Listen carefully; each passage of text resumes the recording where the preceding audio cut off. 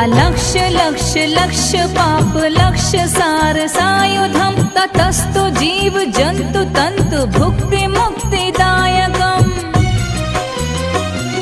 विरंचि विष्णु शंकर स्वकीय धाम वर्मदे त्वदीय पाद पंकजं नमामि देवी नर्मदे